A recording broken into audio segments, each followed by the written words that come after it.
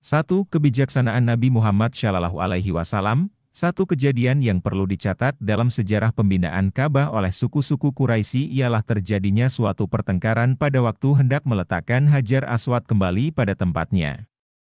Pertengkaran ini hampir-hampir menjadi suatu pertumpahan darah, suatu peperangan keluarga yang dahsyat. Untunglah pertengkaran ini dapat diselesaikan karena kebijaksanaannya tindakan junjungan kita Muhammad Shallallahu Alaihi Wasallam.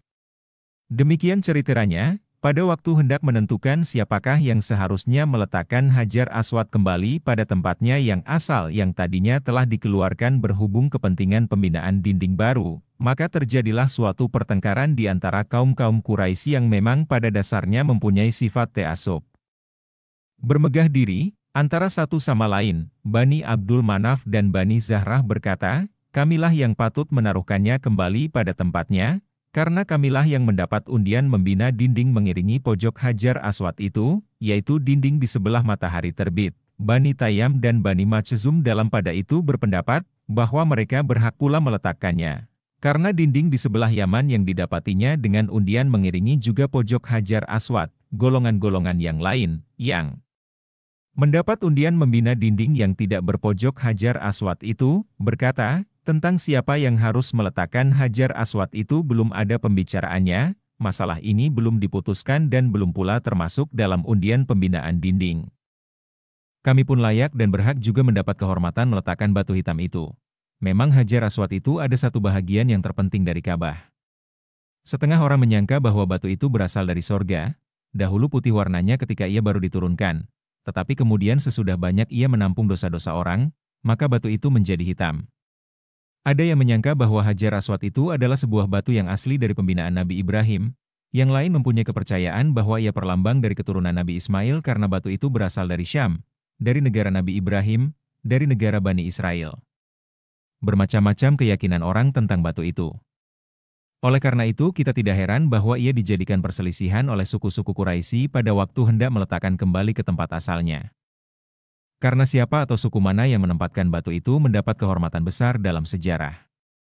Kemegahan menaruh Hajar Aswad tidak dapat diabaikan begitu saja. Perselisihan yang menyinggung kehormatan hidup bersuku-suku ini lekas sekali menyala, hampir-hampir meluap menjadi peperangan yang hebat. Apalagi sesudah Bani Abduddar dan Bani Adi mengambil keputusan di antara suku-sukunya hendak mempertahankan kehormatan ini mati-matian, sedia mengadakan perlawanan perang sampai ke titik darah yang penghabisan.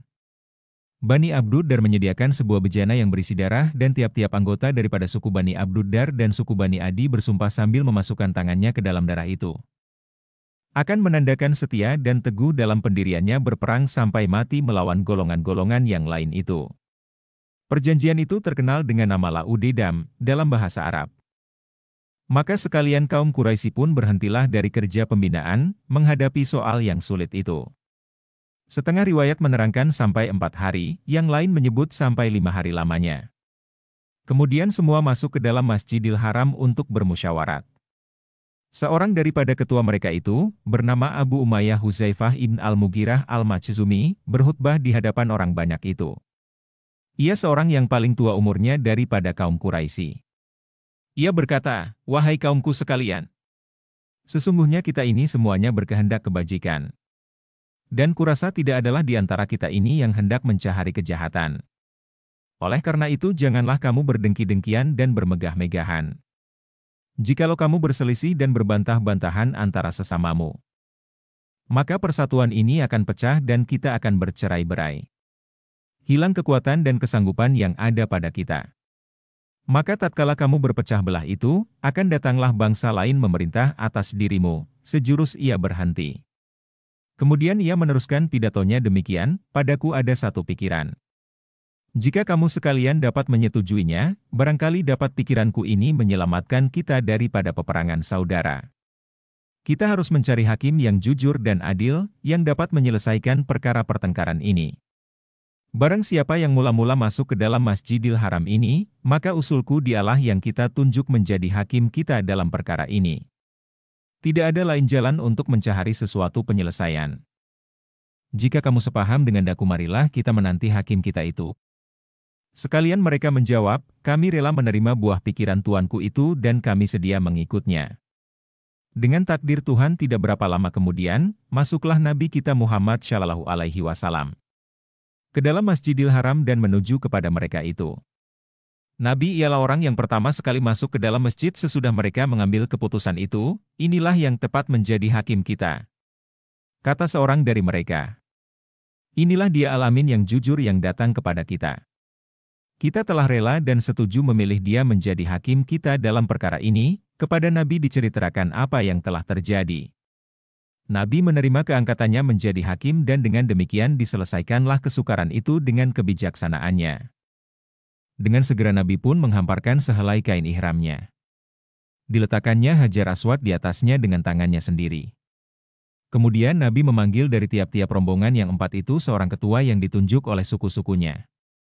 Maka datanglah dari rombongan Bani Abdul Manaf, rombongan pertama, Utbah ibn Rabi'ah, dari rombongan yang kedua Abu Rif'ah ibn al-Aswad, dari rombongan ketiga Al-As ibn Wa'il dan dari rombongan yang keempat Abu Huzaifah ibn al-Mughirah. Masing-masing mereka memegang sebuah sudut dari kain ihram Nabi yang berisi Hajar Aswad itu. Dan secara demikian dibawalah Hajar itu bersama-sama ke Poyok Ka'bah, di tempat ia hendak diletakkan. Nabilah yang mengangkat Hajar Aswad itu kemudian dengan tangannya sendiri menaruh pada tempatnya semula. Dan dengan demikian pula selesailah perselisihan yang akan membawa perpecahan dan peperangan dalam kalangan Quraisy. Lalu pembinaan Ka'bah diteruskan.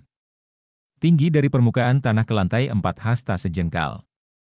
Diperbuat pintunya. Diteruskan kemudian menambah tingginya itu sampai ke atap semuanya 18 hasta. Pembinaan Nabi Ibrahim dahulu tingginya hanya 9 hasta. Pembinaan itu terjadi dari 16 lapis batu, yang diselang-selangi dengan 15 lapis kayu. Buku Sejarah Ka'bah dan Manasik Haji, pengarang Haji Abu Bakar, penerbit NV Bulan Bintang tahun 1963.